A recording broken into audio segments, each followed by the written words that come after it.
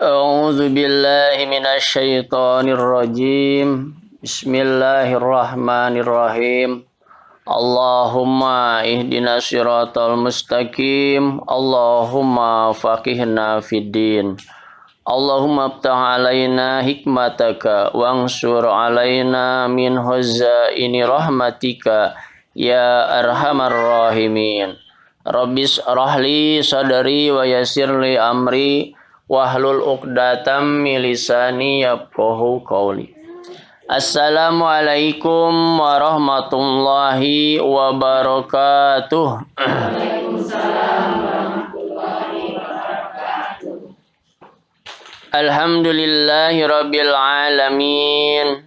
Alhamdulillahilladzi unzila fihil Qur'an hudal linnas wa bayyinatin minal huda wal furqan.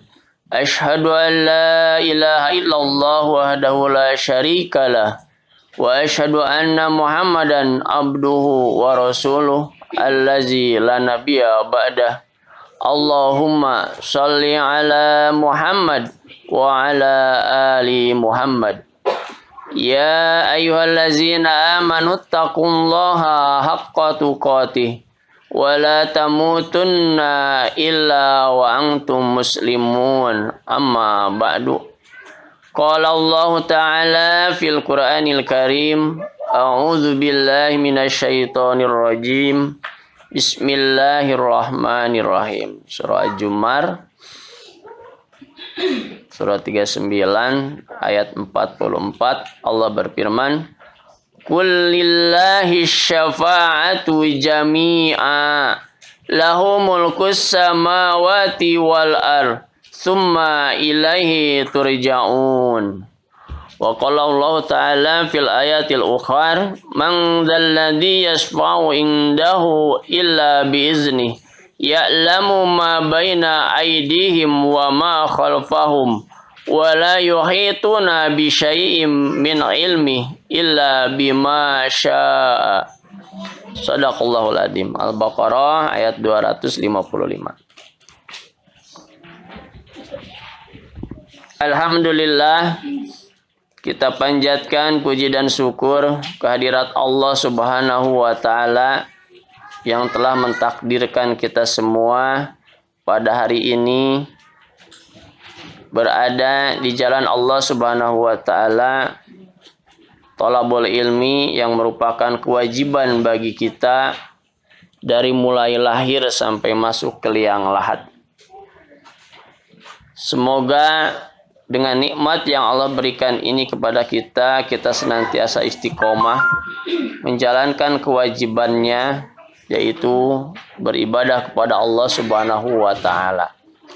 Salawat dan salam tak lupa kita limpah curahkan kepada junjungan kita, suri tauladan bagi kita, panutan bagi kita Nabi Muhammad sallallahu alaihi wasallam, dan juga semoga terlimpah kepada keluarganya, para sahabatnya, tabi'in, tabi'ut tabi'in, dan umatnya di mana saja berada, di antaranya kita semua.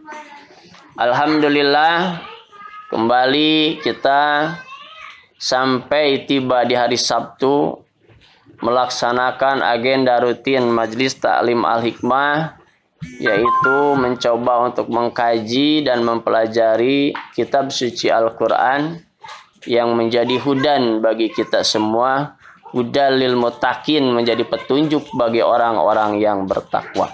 Semoga rumah yang dijadikan tempat untuk thalabul ilmi, tempat digunakan untuk membaca, mempelajari ayat suci Al-Quran, senantiasa diberikan keberkahan oleh Allah Subhanahu wa taala, dan juga kelompoknya serta kita semua yang sama-sama hadir senantiasa mendapatkan rahmat dan barokah dari Allah Subhanahu wa taala. Sebagai prolog sebelum melanjutkan hancar rutin kita, yaitu surah Al-An'am, hari ini tibalah saatnya bagi kita setelah pada minggu kemarin ya kita mempelajari tentang sirat atau jembatan yang nanti akan dilalui oleh setiap manusia yang pertama sampai manusia yang terakhir. Hari ini kita mencoba untuk mengkaji, mempelajari tentang syafaat atau macam-macam syafaat nanti, yang tentu ini menjadi satu harapan bagi kita semua selaku umatnya Nabi kita Nabi Muhammad sallallahu alaihi wasallam, ya. Syafaat menjadi hal sangat penting bagi kita, ya, karena dengan keterbatasan ilmu, keterbatasan amal serta dosa yang kita perbuat, tentu syafaat ini, pertolongan ini menjadi harapan bagi kita agar nanti kita kelak di yaumil qiyamah bisa selamat, ya, hingga kita dimasukkan oleh Allah Subhanahu wa taala ke dalam surganya, ya.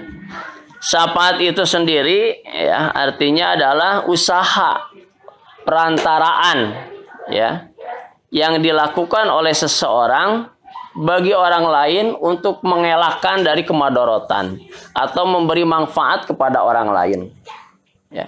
Itu pengertian syafaat yang sebetulnya. Karena kalau syafaat diambil dari kata menolong itu dari kata nasoro. Nasoro itu menolong. Sementara syafaat itu adalah usaha perantara dalam memberikan sesuatu manfaat kepada orang lain, baik mendatangkan manfaat atau menghindarkan madorot bagi orang lain.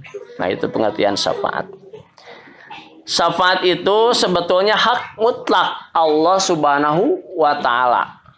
Adapun nanti orang-orang yang diberi izin oleh Allah Subhanahu wa taala untuk memberikan syafaat kepada orang lain, itu tentunya harus ada 3 unsur yang dipenuhi. Yang pertama, orang yang memberi syafaat itu harus diberi izin oleh Allah Subhanahu wa taala untuk memberikan syafaat kepada orang lain. Yang kedua, orang yang diberi syafaatnya pun harus diizinkan dan diridhoi oleh Allah Subhanahu wa taala untuk diberikan syafaat. Karena ada orang yang akan memberikan syafaat, Allah tidak ridho kepada orang yang diberi syafaat, nggak akan nyambung. Ataupun ada orang yang ridho untuk diberikan syafaat, tapi tidak ada yang memberikan syafaat. Ya, jadi unsur yang ini harus dipenuhi. Yang pertama, Allah mengizinkan kepada orang yang memberi syafaat untuk memberikan syafaatnya. Kemudian Allah juga harus mengizinkan orang yang diberi syafaatnya. Itu unsur atau syarat mutlak yang harus dipenuhi. Karena sesungguhnya syafaat ini adalah hak mutlak Allah Subhanahu wa taala.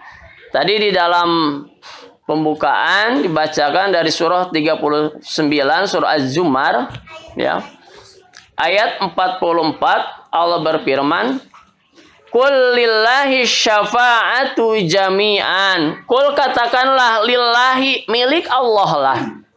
Syafa'atu, segala syafaat. Jami'an, seluruhnya, tanpa terkecuali. Jadi Allah mengatakan milik Allah lah semua syafaat semuanya. Lahu mulkus samawati, baginya lah, bagi Allah lah mulku, kerajaan, kekuasaan as-samawati, di langit. Wal ardi, dan juga di bumi. Summa ilaihi turja'un, kemudian kepadanya lah, kepada Allah Subhanahu wa taala, turja'un, mereka akan dikembalikan. Kemudian di dalam surah Al-Baqarah ini lebih jelas lagi, ayat 255 Allah berfirman, "Man dzalladzi yasfa'u indahu illa biizni, ya'lamu ma baina aydihim wa ma khalfahum, wa la yuhituna bi syai'in min ilmi illa bima syaa." Tiada yang dapat memberi syafaat di sisi Allah tanpa izinnya. Ya, jadi jelas ayat ini menjelaskan bahwa syafaat nanti yang akan diberikan baik oleh Rasulullah Sallallahu Alaihi Wasallam, oleh para syuhada, oleh para solihin, atau anak yang soleh kepada orang tuanya, itu semuanya harus biiznillah, harus dengan izin Allah Subhanahu wa taala.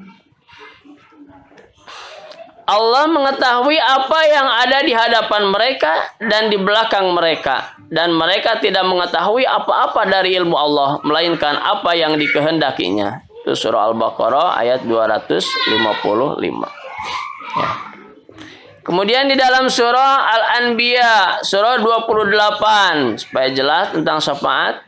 Ya'lamu ma baina aidihim wa ma khalfahum wa la yasfa'una illa liman irtada wa hum min khasyatihi muspikun. Allah mengetahui segala sesuatu yang di hadapan mereka, ini malaikat, dan yang di belakang mereka, dan mereka tiada memberi syafaat melainkan kepada orang-orang yang diridhoi oleh Allah Subhanahu wa taala. Dan mereka itu selalu berhati-hati karena takut kepadanya. Nah, jadi kalaupun ada yang mau memberi syafaat, orang yang diberi syafaat itu harus diridhoi oleh Allah Subhanahu wa ta'ala. Ya. Jadi jelas yang memberi syafaat itu harus diizinkan oleh Allah. Kemudian yang mau diberi syafaat juga harus diridhoi oleh Allah Subhanahu wa ta'ala. Ya. Nah, maka hari ini kita coba mempelajari ya, tentang bentuk syafaat itu seperti apa ya, dan macam-macamnya.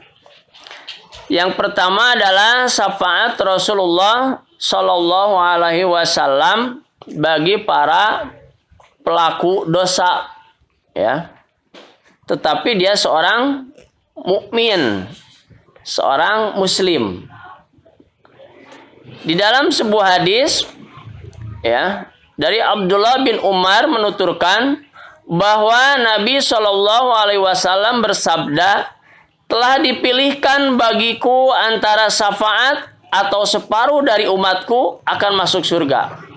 Rasulullah diberi pilihan antara mau mengambil syafaat atau mau mengambil umatnya Nabi Muhammad SAW itu setengahnya masuk surga. Pilihannya Rasulullah mengambil syafaat, ya, tidak mengambil setengah umatnya masuk surga, tetapi Rasulullah mengambil syafaat, ya. Karena itu lebih umum juga lebih cukup. Akan tetapi itu bukan untuk orang-orang mukmin yang terdahulu, melainkan untuk orang-orang yang berdosa, banyak melakukan kesalahan serta keburukan. Ya, jadi seorang mukmin atau muslim yang memiliki dosa tentu dengan harapan mendapatkan syafaat dari Rasulullah itu bisa terjadi dengan syarat harus diridhoi oleh Allah Subhanahu wa taala dan Rasulnya diizinkan oleh Allah Subhanahu wa taala untuk memberikan syafaat kepada orang tersebut. Itu tetap menjadi syarat mutlak. Ya. Yang kedua, syafaat Rasulullah untuk orang-orang yang telah dihisab dan berhak mendapatkan siksaan. Udah dihisab, timbangan amal keburukannya ternyata lebih berat. Ya. Ya mau tidak mau, dia harus masuk ke dalam api neraka. Huzaifah dan Abu Hurairah menceritakan bahwa Rasulullah bersabda, Allah mengumpulkan manusia, maka berdirilah orang-orang mukmin hingga surga didekatkan pada mereka. Kemudian mereka mendatangi Adam dan berkata, wahai Bapa kami, mintalah dibukakan bagi kami pintu surga. Maka beliau berkata, bukanlah yang mengeluarkan dari surga adalah dosa-dosa Adam bapamu. Saya tidak memiliki hak untuk itu. Pergilah pada Ibrahim, kekasih Allah. Jadi nanti di yaumil kiamah ada yang memohon pertolongan kepada Nabi Adam sebagai bapak, ya. Karena Nabi Adam adalah orang yang pertama kali diciptakan oleh Allah Subhanahu wa taala. Tetapi Nabi Adam tidak bisa memberikan syafaat karena dia sendiri dulu dikeluarkan dari surga melakukan dosa.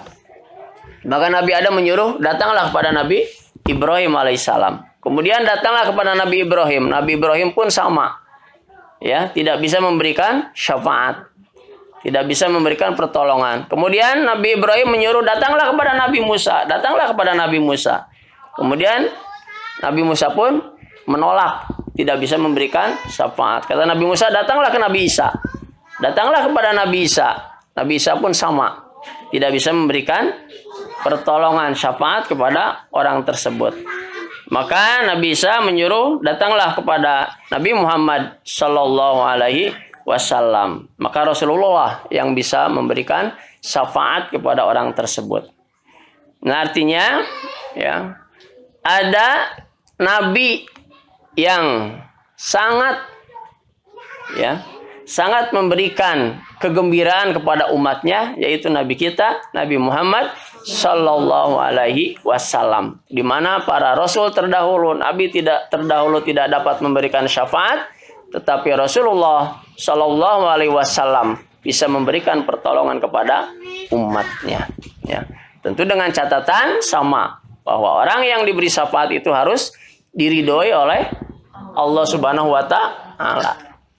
Jadi ternyata ya, kalau dilihat dan dirangkum dari keterangan-keterangan yang ada, bahwa syafaat itu akan diberikan kepada orang-orang yang diridhoi oleh Allah Subhanahu wa taala. Karena memang kalau mengandalkan amal kita, amal belum tentu diterima. Dosa mah sudah pasti tercatat. Kita sholat rajin, ya, belum tentu sholat kita diterima. Tapi kalau kita berbuat dosa pasti sudah tercatat. Tapi amal baik belum tentu Allah menerimanya. Kenapa? Buktinya fawailul lil musallin. Maka neraka wel bagi orang yang sholat. Padahal sholat itu merupakan ibadah, tetapi masih diancam oleh neraka wel. Ya, ini artinya setiap amal ibadah kita itu satu memang harus ikhlas lillahi ta'ala kepada Allah Subhanahu wa taala, dan yang kedua memang kita harus berdoa kepada Allah Subhanahu wa taala dan memohon ampun kepada Allah Subhanahu wa taala atas hilaf, lalai dan amal kita yang belum maksimal. Ya. Nah, ini merupakan ya pelajaran bagi kita bahwa syafaat yang nanti akan Allah berikan melalui siapapun juga, baik melalui anak kita nanti, ya, itu tentu harus berdasarkan izin, ridho Allah Subhanahu wa taala. Maka yang menjadi tujuan pokok kita adalah maksimalkan ikhtiar, usaha di dalam ibadah kepada Allah Subhanahu wa taala selama hidup di dunia ini. Nanti Rasulullah ya diberi catatan juga oleh Allah Subhanahu wa taala untuk mendatangi neraka. Ya. Di absen orang-orang yang di dalam hatinya masih ada iman walaupun sedikit, nanti akan dikeluarkan dari neraka. Ya, barang siapa yang dalam hatinya masih ada iman, tentunya setelah selesai disiksa, dibersihkan di dalam api neraka atas dosa-dosanya. Nauzubillah, semoga saja kita tidak singgah di sana, tetapi langsung ya diselamatkan oleh Allah Subhanahu wa taala menuju ke dalam surganya. Ya, jatuh. Kemudian yang ketiga adalah penangguhan terkabulnya doa Rasulullah sebagai syafaat bagi umatnya pada hari kiamat. Ya. Kalau rasul-rasul yang lain sudah meminta saat di dunia untuk keselamatan umatnya. Tetapi Rasulullah menyisakan doanya, menyisakan harapannya untuk umatnya nanti di yaumil kiamat. Inilah ya nikmatnya menjadi umat Rasulullah Sallallahu Alaihi Wasallam. Maka Rasulullah di akhir ayatnya umat yang dipikirkan. Rasul-rasul yang lain seperti Nabi Nuh itu sudah memohonkan ampunan, sudah memohonkan doa kepada Allah Subhanahu wa taala di dalam surah Al-Mu'minun ayat 26, qala rabbing surni bima kadzabun. Nabi Nuh berdoa, ya Rabbku, tolonglah aku karena mereka mendustakan aku. Kabulkan oleh Allah Subhanahu wa taala dengan menurunkan banjir bandang. Ya, umat yang ingkar, kafir, menolak kepada ajaran tauhid yang dibawa oleh Nabi Nuh, itu umatnya langsung ditenggelamkan. Ya, makanya ya kisah Nabi Nuh itu perlu kita pelajari. Ya. Kemudian di dalam surah Al-Mu'minun, ya, qala rabbing surni bima kadzabun qala amma qalilin la yusbihunna nadimin. Rasul itu berdoa, ya Rabbku, tolonglah aku karena mereka mendustakanku. Allah berfirman, dalam sedikit waktu lagi pasti mereka akan menjadi orang-orang yang menyesal. Surah Al-Mu'minun ayat 39 dan 40. Ya, kalau tadi ayat 26. Nah, kalau Rasulullah ya itu ditangguhkan doanya karena dia memohonkan untuk syafaatnya nanti di yaumil kiamah. Setiap nabi itu mempunyai doa. Ini sabda Rasulullah Sallallahu Alaihi Wasallam. Hadis. Setiap nabi itu mempunyai doa yang terkabul, diijabah, dan seluruh nabi telah disegerakan doanya masing-masing. Dan aku telah menangguhkan doaku sebagai syafaat bagi umatku pada hari kiamat. Dan itu merupakan anugerah insya Allah bagi siapa saja yang mati dan ia tidak menyekutukan Allah dengan sesuatu apapun. Syaratnya dia bukan memiliki dosa syirik. Kalau syirik ya itu mah wayahna abadan, selamanya nanti di dalam api neraka jahanam. Badan tidak akan keluar dia nanti setelah disiksa pun karena memiliki dosa syirik. Nah, makanya dosa yang tidak terampuni itu adalah dosa syirik. Ya, selama hidupnya dia musyrik, kemudian kemusyrikannya terbawa mati, maka jangan mengharap adanya pertolongan dari Allah Subhanahu wa taala. Dia abadan di dalam api neraka. Tapi kalau dosa-dosa kecil, ya Allah masih bisa ya memberikan syafaat pertolongannya, bisa dimasukkan ke dalam surga ya setelah nanti dibersihkan di dalam api neraka. Nauzubillah ya. Kemudian yang keempat, sebagian lagi karena masih banyak bahasannya. Syafaatnya Rasulullah dalam mengeluarkan orang-orang mukmin yang bermaksiat dari neraka berdasarkan derajat dan tingkatan yang berbeda-beda. Ya. Di dalam sebuah hadis ya yang diriwayatkan oleh Bukhari dan Muslim dari Anas bin Malik bahwa Rasulullah Shallallahu Alaihi Wasallam bersabda, apabila telah datang hari kiamat, maka manusia akan bercampur baur satu sama lainnya. Lalu mereka mendatangi Adam dan berkata, mohonlah syafaat kepada Rabb-Mu untuk kami. Beliau menjawab, aku tidak berhak untuk, ya yang tadi yang hadis dibacakan, untuk itu beliau menjawab, aku tidak berhak untuk itu. Ya, akan tetapi pergilah kalian ke Ibrahim, Nabi Ibrahim, karena sesungguhnya beliau ialah kekasih Allah yang Maha Pengasih. Nah, hadis itu hadis yang tadi dibacakan. Datang kepada Nabi Ibrahim pun tidak bisa memberikan pertolongan. Kemudian ke Nabi Musa, kemudian ke Nabi Isa, akhirnya datanglah kepada Nabi kita Nabi Muhammad Sallallahu Alaihi Wasallam. Ya. Singkatnya hadis ini, lalu aku berkata, wahai Rob, berilah aku izin bagi siapa saja yang mengucapkan la ilaha illallah. Dia berfirman, kamu tidak berhak untuk itu, akan tetapi demi kemuliaanku, kebesaranku, kesombonganku. Kalau Allah sombong nggak apa-apa. Kalau kita sombong dilarang. Ya, karena Allah itu maha agung.